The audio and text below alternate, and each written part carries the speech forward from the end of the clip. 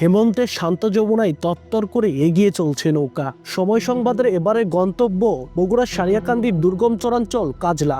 স্থলভাগ থেকে বিচ্ছিন্ন এই জনপদে আধুনিক চিকিৎসা ব্যবস্থা তো দূর, নেই একজন চিকিৎসক পর্যন্ত।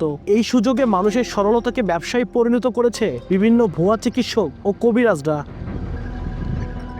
কাজলাচরের প্রত্যন্ত বেড়া পাঁচবাড়িয়া গ্রাম, দুর্গম চরাঞ্চলের নিভৃত এই পল্লীতে কথিত কবিরাজ জামাল শেখের আধা পাকা বাড়ি। প্রতিদিনই শত শত নারীদের ভিড় জমে একটুখানি মিরাকেলের প্রত্যাশায়। বেশিরভাগ মানুষের হাতে ধরা জল আর তেলের বোতল, মুখ ভর্তি ক্লান্তি, তবু চোখে জল জল করে অলৌকিক আশার আগুন। নিঃসন্তান নারীদের বিশ্বাস, চিরকুটে নাম ঠিকানা লিখে দেওয়ার পর শুধুমাত্র কথিত কবিরাজ জামাল শেখের ঠোঁট থেকে বের হওয়া এক ফুই বদলে দিতে পারে তাদের ভাগ্য, এনে দিতে পারে বহুদিনের প্রতীক্ষিত সন্তান সুখ অথবা নানা জটিল রোগের আরোগ্য।